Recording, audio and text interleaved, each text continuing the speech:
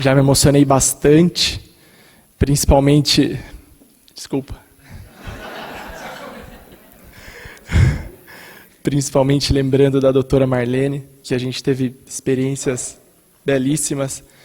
A última vez que eu encontrei ela, eu lembro, foi lá nos Estados Unidos, e a gente estava numa roda sentado, e eu e um amigo que eu não vou dedurar quem é, mas já é médico, a gente conversando e falando mal de um monte de gente sentado na mesa. E aí a doutora calada, claro, e falou: ai, do que vocês não falam de mim. Nesse momento ela deve estar pensando que a gente não deve estar falando dela e não deve estar com muita felicidade e alegria de ver toda a gratidão que a gente tem por essa alma que, mesmo quem não teve o direto contato com ela, sente a energia e a benevolência dessa irmã que nos representa tudo e mudou a vida de muita gente.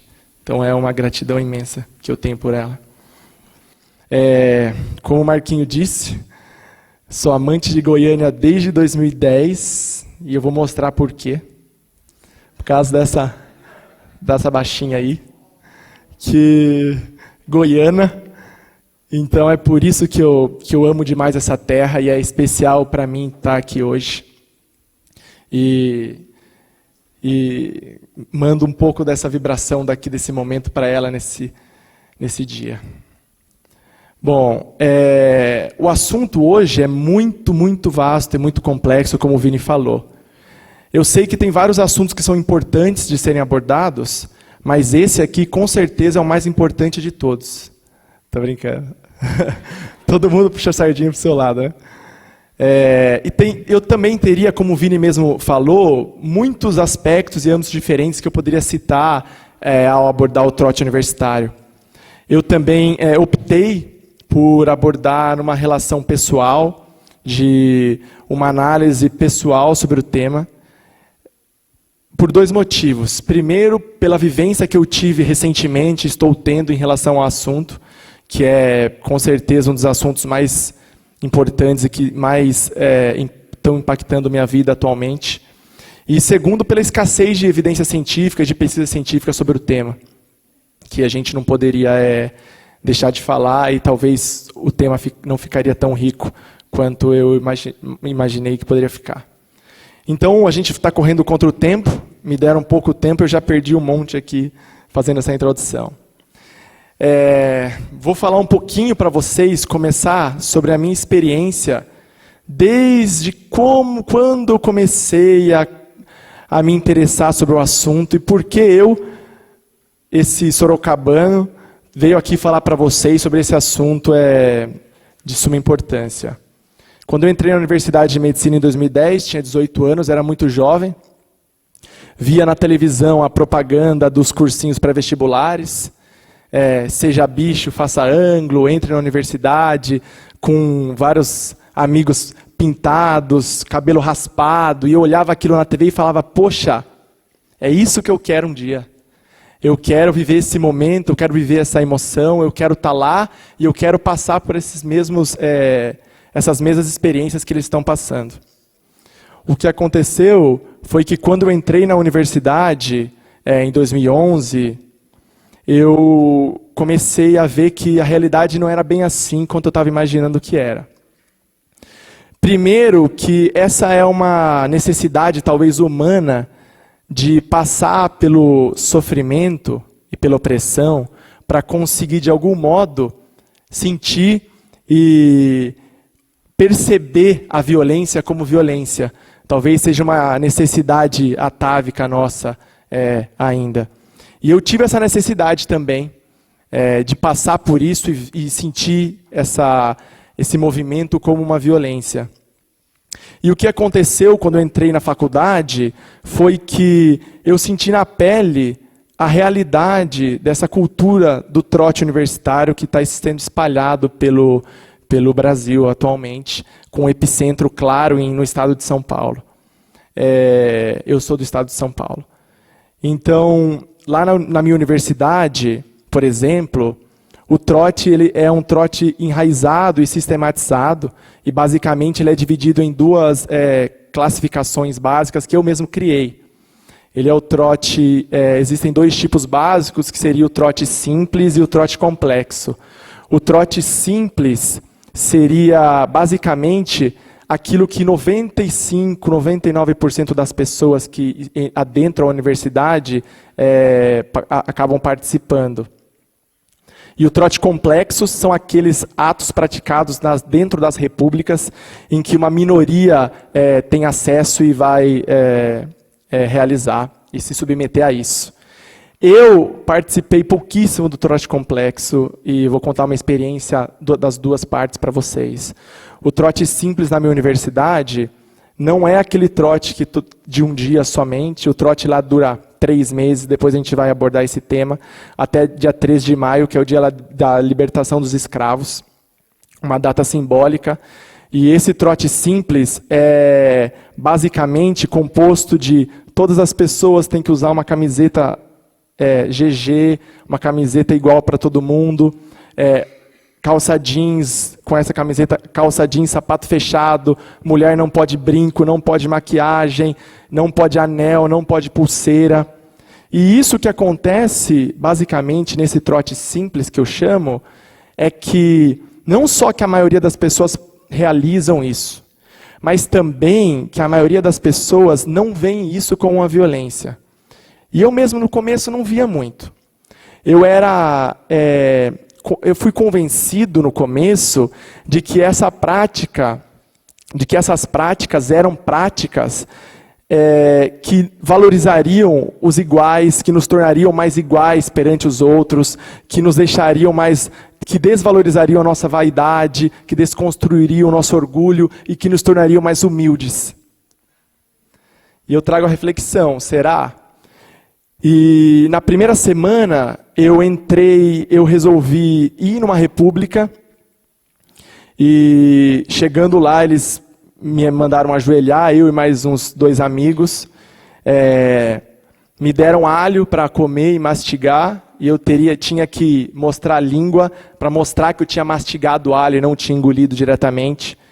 E sofri abusos psicológicos gigantescos, principalmente de um residente em pediatria que estava lá presente naquela república. Isso é o que eu lembro. E alguns alunos também tiveram que beber bebida alcoólica, que está muito associado também ao trote universitário. Eu falei que eu não iria beber e eles me deram uma bebida com óleo, pimenta e um monte de outras coisas. Bom, não tive forças no momento para reagir, para fazer nada, mas eu saí de lá chorando, cheguei na minha casa chorando e falei, bom, alguma coisa eu vou precisar fazer em relação a isso. Um dia eu vou precisar fazer alguma coisa em relação a isso. No final de 2012, eu me adentrei no centro acadêmico da universidade, eu fui delegado como responsável pelo conhecido trote universitário, trote solidário, para organizar junto com a direção da universidade. Eles me deram logo de início toda a autonomia para organizar esse momento. E logo de cara, eu já tinha lido um pouquinho, estudado um pouquinho sobre isso. E logo de cara, a primeira coisa que eu fiz foi tirar o nome de trote. E depois eu vou explicar e vocês vão entender por quê. Trouxe o nome de recepção, recepção solidária, para tentar mudar um pouquinho o conceito da recepção nas universidades. Logo em seguida, eu percebi que só essa semana de recepção, de maneira nenhuma acabava com a violência que estava acontecendo ainda por baixo dos panos das universidades, dentro da minha universidade, principalmente. O que eu percebi é que muitas vezes as nossas universidades utilizam dessa ideia do trote solidário para esconder por baixo dos panos uma relação clara de abuso de poder, de violência que está acontecendo e continua acontecendo dentro das nossas universidades. Foi aí que eu resolvi criar, fui um dos fundadores do GAP, do Grupo de Apoio ao Primeiranista, lá na PUC São Paulo. O GAP foi um movimento que surgiu em 2013, um grupo que surgiu em 2013, e logo no primeiro ano, a gente teve uma adesão de 48 primeiranistas que passaram por lá, nem todos se tornaram membros, é claro, mas 48 passaram pelas nossas reuniões, que eram semanais. E nas nossas reuniões, a gente simplesmente conversava, recebia as demandas dos primeiranistas, conversávamos com eles acerca dos temas que eles queriam conversar e das dificuldades que eles tinham. O que a gente percebeu, a gente fez um estudo e publicou no Congresso Brasileiro de Educação Médica, a gente apresentou lá, é que 75% desses alunos nos procuraram por causa do trote universitário. E o que aconteceu foi que a gente decidiu fazer um simpósio em relação ao trote universitário para discutir o tema e decidiu estudar mais esse assunto e destrinchar mais esse assunto para ver qual é essa relação que a gente tem dentro das universidades, essa relação de violência. Foi aí que eu me aproximei de uma pessoa que para mim foi muito importante, que é o professor Antônio Ribeiro de Almeida Júnior, professor da Exalc, da USP, um dos maiores estudiosos atualmente do trote universitário, autor de alguns livros, um deles muito bom, que é Anatomia do Trote Universitário, eu recomendo para quem gosta do tema. Muito do que eu vou falar aqui são ideias dele, que ele me passou e que para mim fez muito sentido logo do começo, e eu elaborei um pouquinho com a minha verdade. E depois de uns anos, o GAP é um grupo que ainda continua existindo, com as pessoas que passaram nesse primeiro ano, elas continuam a manutenção do grupo, apesar do grupo estar bem enfraquecido atualmente, por N motivos, e depois a gente pode conversar melhor. Mas esse ano eu fui chamado para depor na CPI dos trotes universitários, não sei se todo mundo acompanhou isso, lá no estado de São Paulo. E eu fui um dos depoentes, e foi uma coisa que me marcou muito, e talvez foi uma das experiências que mais acrescentou em termos de experiência de defesa dos nossos ideais, de defesa de Jesus, visto o número e a dimensão das ameaças e da represália que eu vivenciei. E qual foi a conclusão que a gente chegou depois de toda essa nossa análise inicial, que eu demorei 15 minutos aqui para fazer? A gente chegou na mesma conclusão que o nosso amigo Vini chegou. A gente chegou na conclusão de que toda opressão está conectada. Mesmo a opressão dos mínimos graus até aquela opressão que a gente observa claramente como sinal de violência. E no nosso contexto, o bullying escolar, o trote universitário e a violência nas corporações, ela está altamente conectada com talvez uma profunda raiz que a gente precisa estudar durante os próximos anos, que talvez vai dar um livro, o professor Antônio Ribeiro vai escrever um livro sobre isso, e tem muito mais coisa para dizer em relação a isso. E outros tipos de opressão também estão conectados, como mesmo eu disse. O que eu percebo claramente é que aquelas pessoas sensíveis aos maiores tipos de violência, elas são normalmente sensíveis aos pequenos níveis de violência, ou seja, aquela pessoa em que não consegue observar certas atitudes de violência, seja com um paciente, seja com um primeiranista, ela também tem uma tendência de não observar uma relação de violência e opressão contra um ser, contra um animal que também merece cuidado, que também merece respeito. Ou seja, essa relação de sensibilidade, ela está muito ligada a cada um. E por isso que a universidade tem o dever de lidar com essas situações. E hoje a gente vai falar do quê? A gente vai falar do trote universitário. Um período marcado por alegria. A gente pode ver nessa entrevista da Folha, de um amigo que eu tirei o nome, que ele diz: cortaram meu cabelo, me pintaram inteiro, depilaram minha perna, fizeram andar de elefantinho e matar formiga a grito. E eu gostei muito. Ou seja, essa alegria que a gente está vivendo nesses dias de hoje, que a gente coloca aqui para a gente trazer essa discussão, será que isso não é uma violência? Será? ou de tristeza. Não tem como falar de trote sem trazer essa figura emblemática do calouro de medicina da Faculdade de Medicina da USP, Edson Roussuet, que morreu, até hoje não se sabe como ele morreu, mas morreu numa piscina, numa das festas durante o trote universitário. Então vamos definir um pouquinho, começando a análise mais teórica do tema. Bom, para a portuguesinha, cadê ela? Para a portuguesinha que está aí, vamos colocar para a Joaninha que o trote universitário é igual à praxe acadêmica lá em Portugal. E para ela não ficar perdida, falar do que o Rodolfo está falando. E é um período claramente marcado por uma mudança de percepção e de atitudes durante os anos da graduação médica, que a gente pode ver nessa charge muito bem explicada. E vamos falar um pouquinho sobre a história do trote universitário. Esse é talvez o único slide de texto que eu vou falar aqui hoje, mas segundo o professor Antônio Zuin, que é um dos outros estudiosos sobre o tema da UFSCar, que participou também no nosso simpósio Anatomia do Trote Universitário lá na faculdade, os candidatos dos cursos das primeiras universidades europeias não podiam frequentar as mesmas salas que os veteranos e, portanto, assistiam às aulas a partir dos vestíbulos, local em que eram guardadas as vestimentas dos alunos. As roupas dos novatos eram retiradas e queimadas, e seus cabelos raspados. Essas atividades eram justificadas, sobretudo, pela necessidade de aplicação de medidas profiláticas contra a propagação de doenças. Explica Zuin, que é um dos autores de alguns livros como esse que a gente pode ver. Ou seja, o trote universitário começou desde a Idade Média, e como o Vini mesmo falou,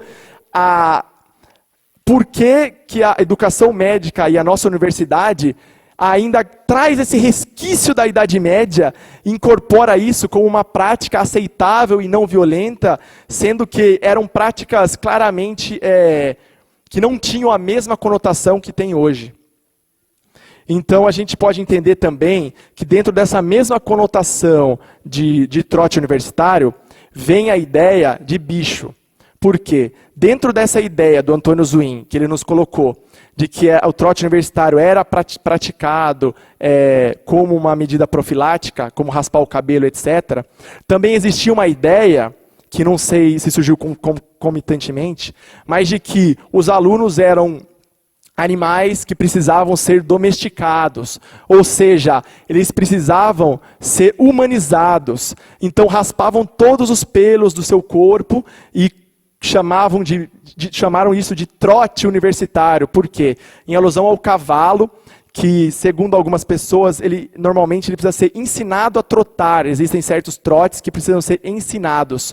Como o aluno precisa ser ensinado a ser humano, ensinado a partir do momento que ele entra na universidade. Aqui a gente levanta 2 pontos que o Vini puxou minha orelha ontem e eu vou colocar aqui para vocês. O primeiro ponto é o que eu já levantei, dessa relação teórica do trote universitário, como se fosse uma inferiorização do ser humano se igualando aos animais. Mas o Vini colocou puxou outro ponto, ou seja, será que é uma inferiorização nos comparar com os animais? E até que ponto isso é uma inferiorização? Isso é uma discussão que a gente pode ter. Mas a ideia básica é que no conceito que fundamenta isso, há uma clara evidência de uma tentativa de inferiorização das pessoas que entram na universidade. Isso a gente pode ver em alguns cartazes claros. Por exemplo, desse cursinho, bicho, no cursinho do Anglo, parabéns bichos 2013. Esses são cartazes de universidades de medicina pelo Brasil, que a gente pode enxergar. Sou bicho burro, Medicina Unifal, Minas Gerais. Prometo amar, respeitar e honrar meus veteranos da Funjob, 61. Sou o calouro burro. Sou o bicho burro da FASB Medicina e estou pronto para servir os meus veteranos. Sou o bicho Medicina Fundação, bicho burro. Ou seja, a gente observa claramente sinais de opressão e violência nesses cartazes espalhados aí pelas universidades do Brasil. Mas outro ponto nem todo trote é igual. Isso é claro. Nem todas as relações trotistas e nem todos os trotes são iguais. E depois de estudar e de pensar um pouco, eu classifiquei o trote em três classificações básicas. A primeira é a relação inexistente, que eu coloco um ponto de interrogação. Será que ela existe? Eu não sei se existe uma relação numa universidade em que o trote é inexistente. Talvez, em universidades novas, talvez. Existe a relação trotista, relação aluno-aluno. Normalmente é aquele trote que dura um dia, que você vai lá, raspa um cabelo, você é pintado. Esse normalmente é um trote menos complexo, talvez de mais fácil intervenção, mas não deixa de ser menos violento por isso. E o trote da relação aluno, professor e direção. Esse normalmente, ele dura até dia 13 de maio, que é o dia da libertação dos escravos. Esse eu chamo de trote sistêmico, porque realmente ele envolve vários fatores. E é o que causa maiores problemas, é o que a gente vê na mídia, quando a gente observa as mortes e tudo que acontece no trote universitário. E quais cursos essa relação está mais presente? Normalmente nos cursos como medicina, direito, agronomia, em que há uma maior competição. E também há uma análise típica lá da Exalc, da Faculdade de Agronomia da USP, indica que também o trote está ligado muitas vezes a uma posição política de direita e muito ligado à ditadura militar. Também é outra discussão que a gente pode ter mais para frente. Mas um ponto que eu quero levantar aqui é de que há uma clara linearidade crescente entre as relações de violência e opressão no trote universitário e o tempo. Ou seja, o trote universitário que a gente chama de sistêmico, complexo, um dia ele começou com uma prática aluno-aluno, como uma relação menos complexa, com uma estruturação de poder que acontece num dia em que alguém se coloca numa posição superior de ensinar o outro e de dizer que como ele entrou na universidade, ele é mais inteligente, por ele entrar na universidade, ele é mais burro que o outro e merece passar por um rito de iniciação que ele passou, muitas vezes tradicional e nem sempre pensado se ele deve ou não existir, qual é a função dele e se ele torna as pessoas que entram na universidade melhor. Ou seja, todo caso de opressão e violência, ele está conectado e existe sim um grau de conexão entre eles. Essa é a minha proposta. Ou seja, precisamos perceber desde o pequeno sinal de violência e opressão que a gente está colocando nos nossos pares, nos nossos irmãos, como o Vinícius mesmo colocou, para não deixar se tornar um grande caos na educação médica e no ingresso dos novos estudantes.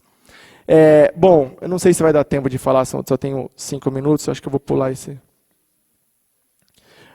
O que eu vou falar rapidinho, só para voltar, isso pode ser evidenciado basicamente na Stanford Prison Experiment, no experimento da prisão de Stanford, em que o pesquisador Philip Zimbardo, esse foi um dos pesquisas mais criticadas eticamente do mundo, o Philip Zimbardo, ele explica a pesquisa dele, né, nessa entrevista para o New York Times. Ele diz: no verão de 71, nós fizemos uma prisão de mentira na Universidade de Stanford. Pegamos 23 voluntários e os dividimos aleatoriamente.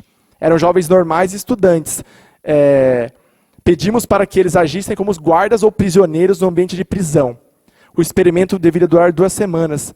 No fim do primeiro dia, nada estava acontecendo. Mas no segundo, houve uma rebelião de prisioneiros. Os guardas vieram me perguntar: o que a gente faz? A prisão é de vocês, ele respondeu, dizendo que só não podia usar violência física. Os guardas, então, começaram logo a aplicar punições psicológicas, embora houvesse abuso físico também.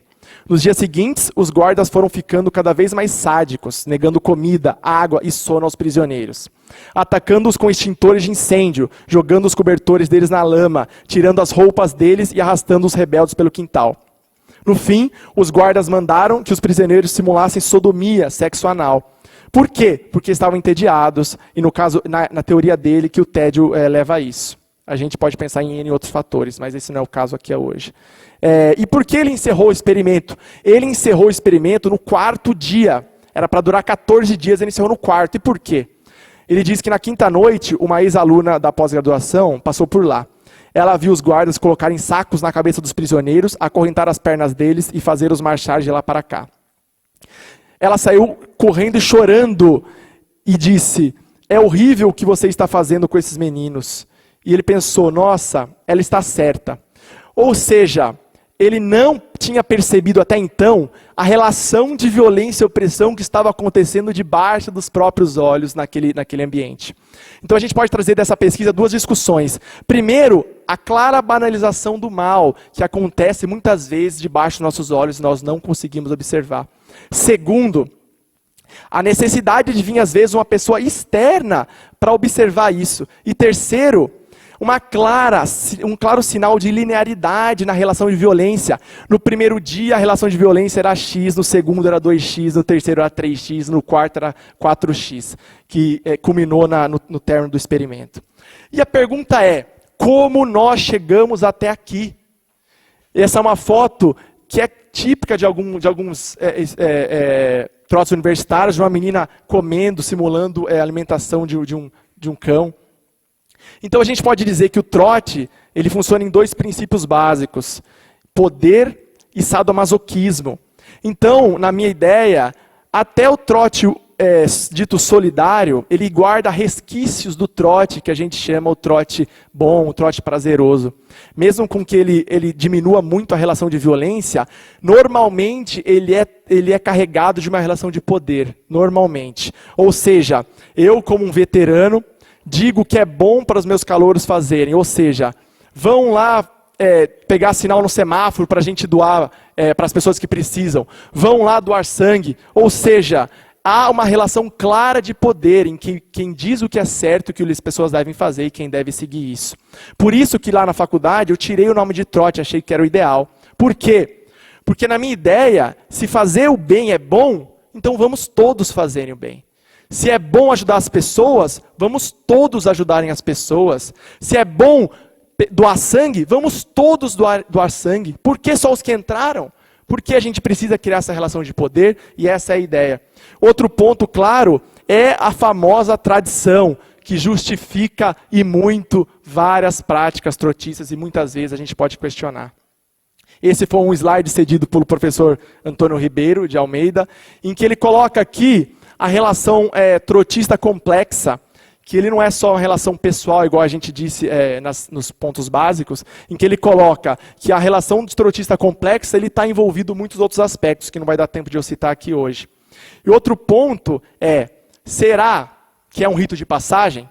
Para muitos sim, mas para alguns pesquisadores que estudam o tema, eles dizem que o rito de passagem ele tem como fundamento e resultado final a igualdade entre as pessoas que passam pelo rito de passagem.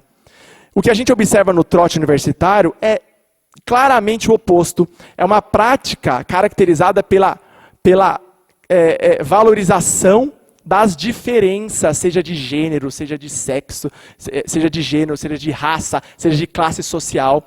O trote ele cria uma distinção dentro da universidade e ele valoriza as diferenças de cada um de uma maneira negativa normalmente.